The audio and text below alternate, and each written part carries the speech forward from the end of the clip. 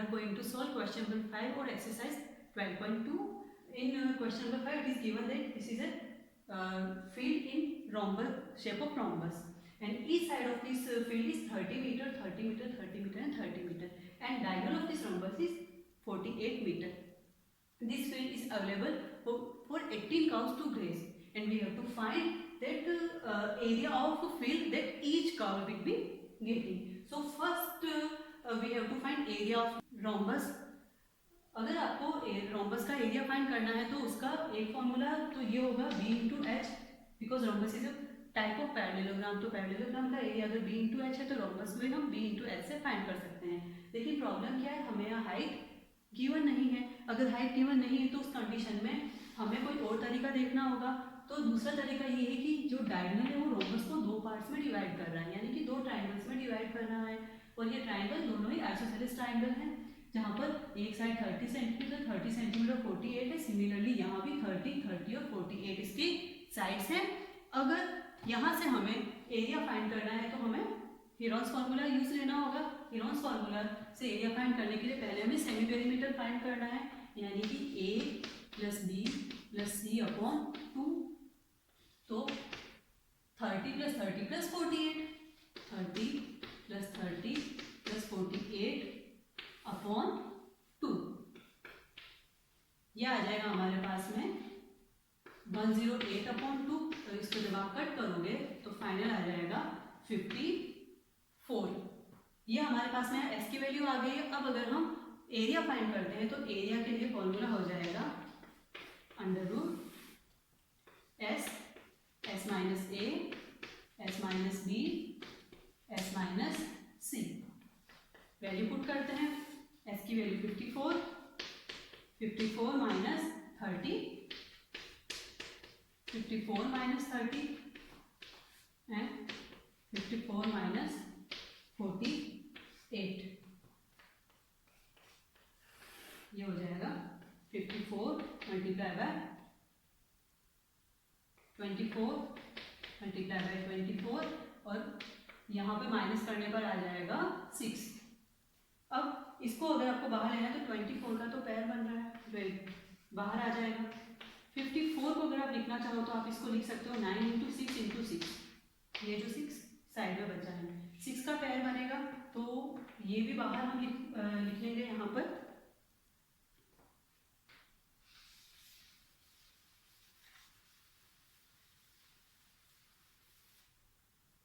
Already 24 हम बाहर लिख चुके हैं.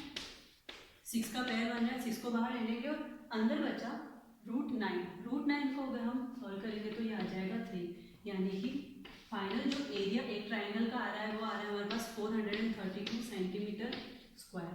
अब हमसे ये पूछा है कि पूरे रोम्बस का एरिया कितना होगा. तो पूरे रोम्बस का एरिया फाइंड करने के लिए अगर एक ट्राइंगल का एरिया फाइंड किया है उसको 2 से मल्टीप्लाई कर लेंगे, क्योंकि दोनों ही ट्राइंगल कॉम्पोनेंट्स हैं. तो उस कंडीशन में हमें पूरे रोम्बस का एरिया मिल जाएगा. So area of rhombus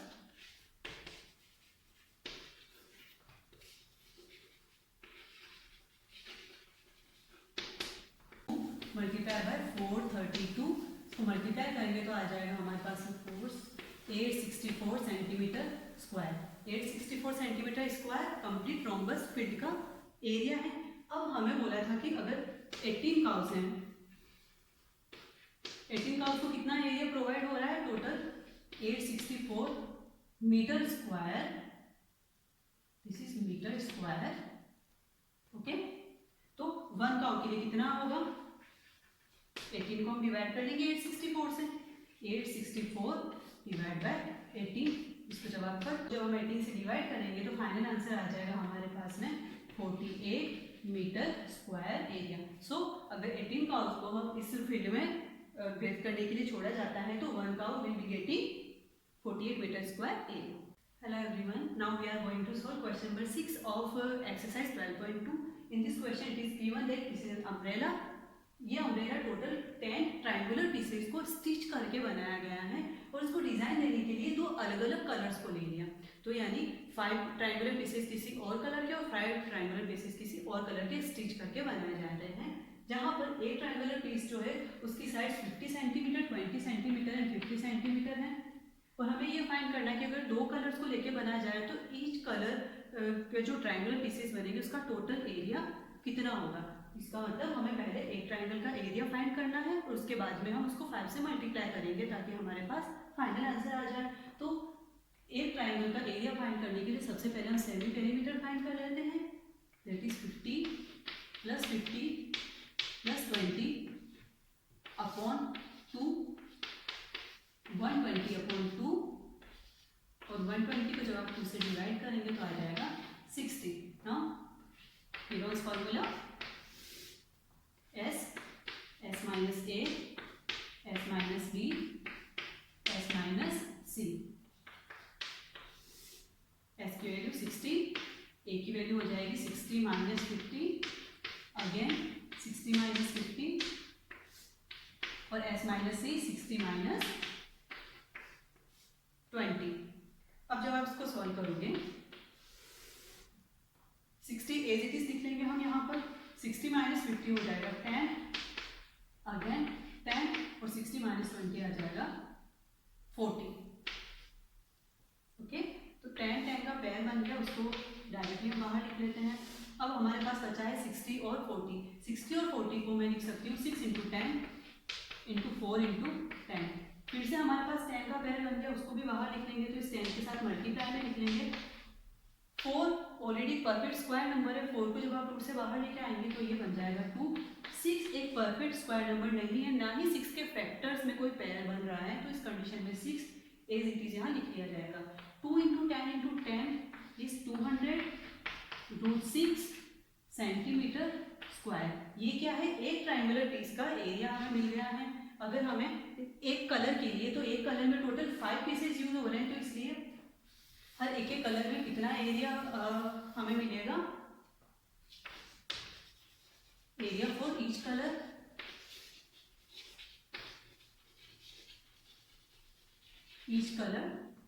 piece is 200√6 × 5, क्योंकि एक कलर के 5 पीसेस होंगे तो उसको 5 से मल्टीप्लाई कर लेंगे। फाइनल आंसर आ जाएगा 1000√6 सेंटीमीटर स्क्वायर। तो ये आपका फाइनल आंसर हो जाएगा कि अगर दो अलग अलग कलर्स से के ट्रायंगुलर पीसेस को स्टिच करके एक अम्ब्रेला बनेगा तो हर एक कलर 1000√6 सेंटीमीटर स्क्वायर का। Now we are going to solve question number 7 of exercise 12.2. In question number 7 it is given that this is a kite. इस काइट के अंदर ये स्क्वायर शेप में है और नीचे की तरफ ट्रायंगुलर शेप में दे रखा है।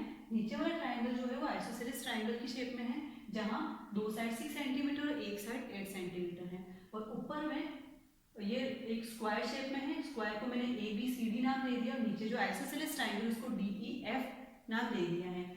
यहाँ टोटली 3 पार्ट में डिवाइड हो रहा है, तीनों जगह अलग अलग शेड्स है, पार्ट 1, पार्ट 2 और पार्ट 3, और हमें तीनों शेड्स का अलग अलग एरिया फाइंड करना है। तो इस स्क्वायर का हमें डायगोनल दे रखा है 32, और हमें मालूम है, आपने चैप्टर 1 में पढ़ा होगा कि स्क्वायर के जो डायगोनल्स होते हैं वो इक्वल होते हैं, यानी कि अगर डायगोनल AB एक है और दूसरा डायगोनल अगर BC है तो दोनों ही डायगोनल आपस में क्या हो जाएंगे, इक्वल। अगर एक 32 सेंटीमीटर है तो दूसरा भी 32 सेंटीमीटर होगा।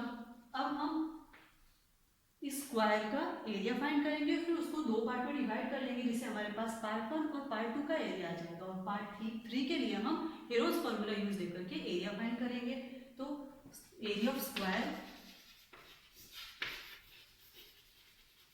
Is equals to half into D1 into D2, क्योंकि यहाँ दोनों ही डायगोनल सेम है इसलिए मैं D2 की जगह भी D1 लिखूंगी, या फिर हम इसको लिख सकते हैं हाफ इंटू D1 का स्क्वायर। तो ये हो जाएगा हाफ मल्टीप्लाई बाय 32 का स्क्वायर हो जाएगा 1/2 इंटू 1024, और जब इसको कट करेंगे तो फाइनल एरिया ऑफ स्क्वायर हमारे पास आएगा 512 सेंटीमीटर स्क्वायर। ये क्या है, कंप्लीट स्क्वायर का एरिया है। अगर हमें पार्ट 1 और पार्ट 2 का फाइंड करना है इंडिविजुअली तो हमें 512 को 2 से डिवाइड करना होगा, और 512 को 2 से डिवाइड करने पर हमारे पास में पार्ट 1 और पार्ट 2 का जो एरिया आएगा वो हो जाएगा area of 1 is equal to area of 2 is equals to area of square divide by 2। इसको 2 से डिवाइड करेंगे तो 5 और 2 को 2 से डिवाइड करने पर आंसर आ जाएगा 256 सेंटीमीटर स्क्वायर। यानी कि एरिया ऑफ 1 और एरिया ऑफ 2 हमारे पास आ चुका है। 1 का एरिया भी 256 सेंटीमीटर स्क्वायर है और 2 का एरिया भी 256 सेंटीमीटर स्क्वायर है। अब हमें थर्ड पार्ट का एरिया फाइंड करना है। थर्ड पार्ट के लिए हमें 3 साइड्स दे रखी है। अगर तीनों साइड्स गिवन है तो हम इजीली हीरोन्स फॉर्मूला से इस ट्राइंगल का एरिया फाइंड कर सकते हैं।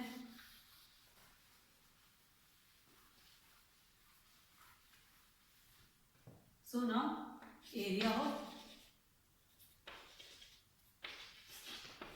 triangle DFE, ट्राइंगल DFE में 6, 6 और 8 सेंटीमीटर तीनों साइड्स गिवन है तो सेमी पेरीमीटर हो जाएगा 6 + 8 upon 2, 6 + 6 12, 12 + 8 20, 20 upon 2। So value of S is 10। 10 की वैल्यू हमारे पास S आ गई है। फॉर्मूला हीरोन्स फॉर्मूला पुट करेंगे यहाँ पर S minus A, S minus B, S minus C। S की जगह लिखेंगे 10, 10 minus A that is 10 minus 6, again 10 minus 6 और 10 माइनस 8। यह आ जाएगा आपके पास में 10 multiply by 4 multiply by 4 and multiply by 2। 4 का पेयर बन रहा है, 4 को आप एज इट इज बाहर ले लेंगे, अंदर बचेगा 10 और 2। 10 की जगह में अगर इसके फैक्टर्स लिखो तो 10 को मैं 5 मल्टीप्लाई बाय 2 और ये 2 जो अलग है। अब 2 का पेयर बन गया। 2 का पेयर अगर आप बाहर लिखोगे तो एरिया हो जाएगा 4 × 2 √5। एरिया फाइनल आ जाएगा 8 √5 सेंटीमीटर स्क्वायर। तो पार्ट 1 का एरिया 256 सेंटीमीटर स्क्वायर है, पार्ट 1 और 2 का एरिया भी 256 सेंटीमीटर स्क्वायर है और पार्ट 3 का एरिया हो जाएगा 8 √5 centimetre square. Now we are going to solve question number 8 of exercise 12.2. In this question it is given that this is a floral design. This design contains total 16 triangular plates and polishing of these plates price cost 50 paisa per centimeter square. So we have to find the total cost of polishing this design. इस पूरी design को अगर polish करने का हमें cost find करना है तो सबसे पहले हमें एक ट्रायंगुलर प्लेट जो है उसका एरिया फाइंड करना होगा। उसके बाद हम उसको 16 से मल्टीप्लाई करेंगे ताकि हमारे पास कंप्लीट इस डिज़ाइन का एरिया आ जाए और उस एरिया को हम 50 पैसा से मल्टीप्लाई करेंगे ताकि हमारे पास में टोटल कॉस्ट आ जाएगी। तो एक ट्रायंगुलर प्लेट का एरिया फाइंड करने के लिए मैंने इसको जूम करके यहाँ साइड में अलग से मेंशन कर दिया है, जिसमें साइड 28, 35 और 9 सेंटीमीटर है। इस ट्रायंगल का एरिया फाइंड करने के लिए फर्स्ट हमें सेमी पेरीमीटर फाइंड करना होगा। 28 + 35 + 9 upon 2 S is equal to 72 upon 2 and if we divide 72 by 2 you will get 36. Now what is Heron's formula? Heron's formula is S minus A, S minus B, S minus C. Now by putting value of S, A, B and C in this formula, S is 36, S minus A that is 36 minus 28, S minus B that is 36 minus 35 and S minus A that is 36 minus 9.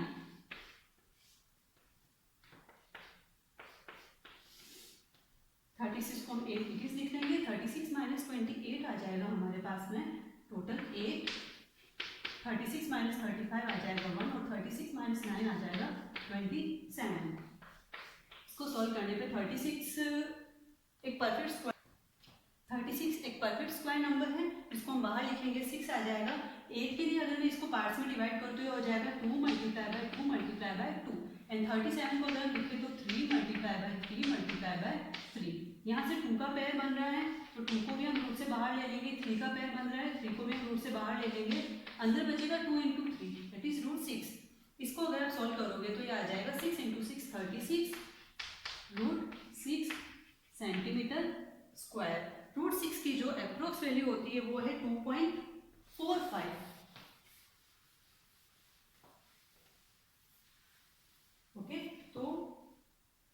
हमारे पास में area आ जाएगा 36 into 2.45 और इसको multiply करने पर 88.2 centimetre square.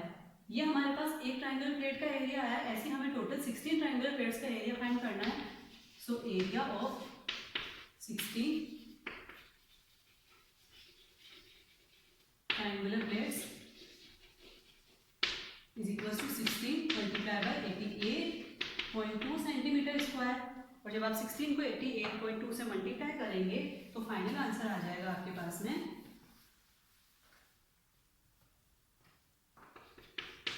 1411.2 centimetre square. ये हमारे पास में टोटल ये जो डिजाइन है इस डिजाइन का एरिया आ गया है। अब हमें ये गिवन है that cost of polishing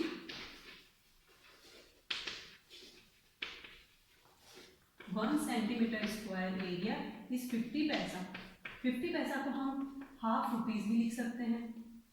अगर हमें ₹1/2 1 सेंटीमीटर स्क्वायर का है तो टोटल 1411.2 सेंटीमीटर स्क्वायर का एरिया के लिए प्राइस फाइंड करने के लिए हमें क्या करना पड़ेगा, इसको हाफ को मल्टीप्लाई करना पड़ेगा। So total cost is equals to 1411.2 multiply by half. Final answer आ जाएगा हमारे पास में 705.6 रुपीज अप्रोक्स।